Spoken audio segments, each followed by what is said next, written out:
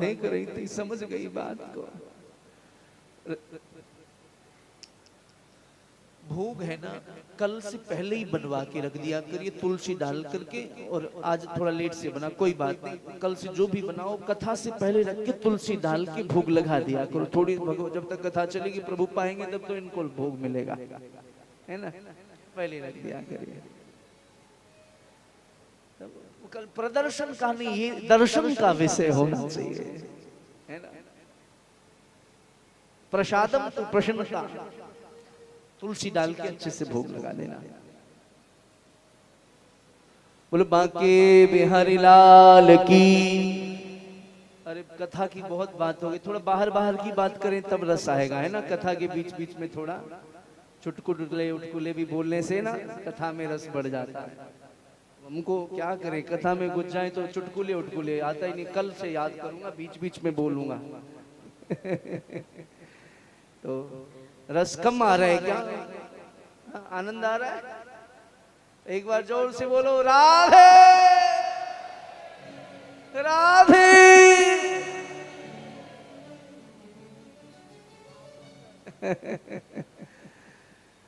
तो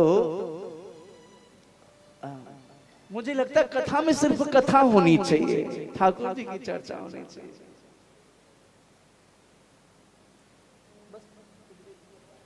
जल्दी बस कराओ, चिंता न करो। और करना क्या है, अपने को थोड़ा महाराज जी की वाणी का लाभ लिया से 10-5 मिनट विलंब होगा, 10 मिनट में हम कथा विश्राम देंगे। 10 मिनट शांति पूर्वक विराजे।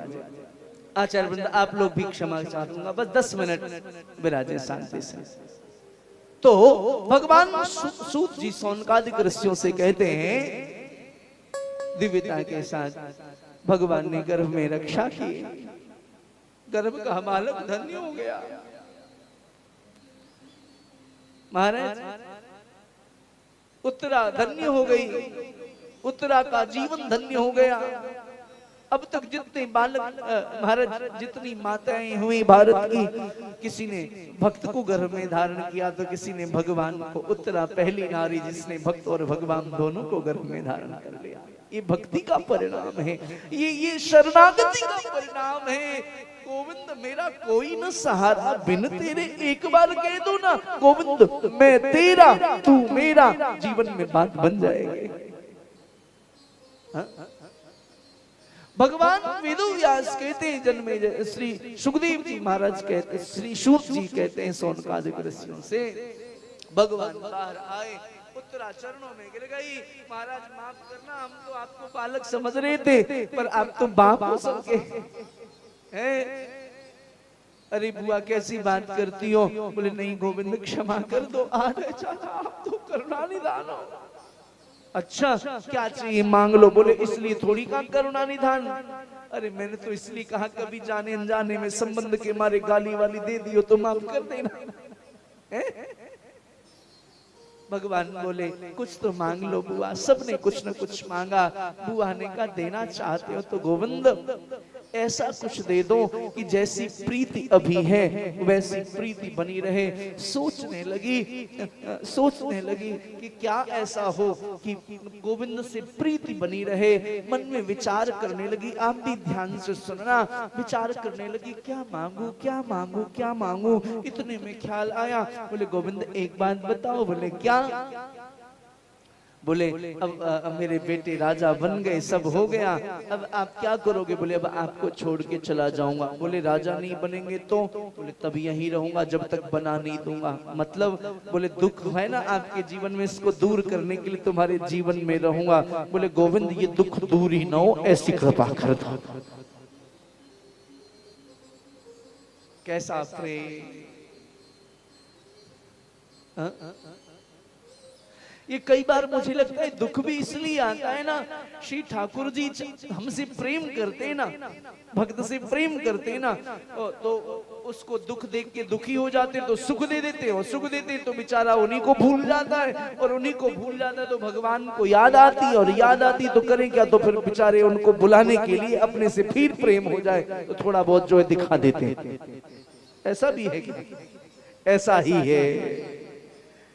तो अगर जीवन में दुख आवे, पीड़ा आवे, तो समझो श्री ठाकुर जी हृदय से लगाना चाहते हैं। जाकर के उनके सामने कह दो मैं आपका यूं काई को दे रहे हो हैं?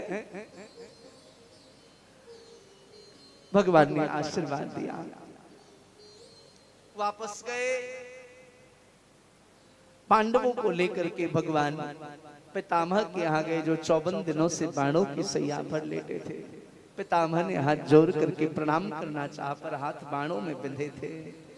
मुख से स्तुति की, इति मत रूप कल्पिता कृष्णा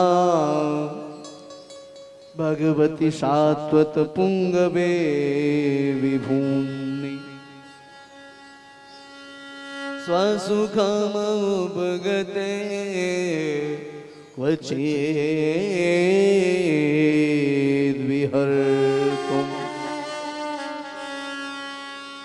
प्रकृतिमुपेयुषिं यद्भवप्रवाह।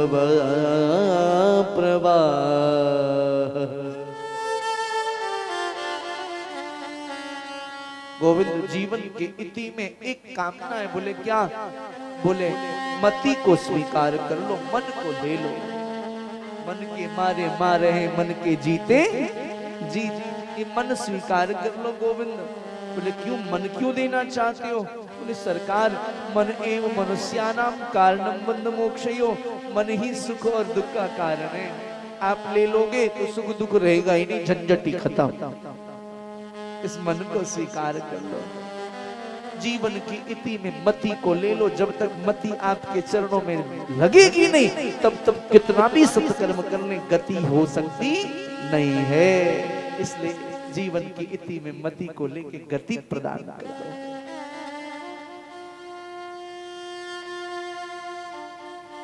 चौदह श्लोक में द्रुत विलंबित छंद में स्तुति किया।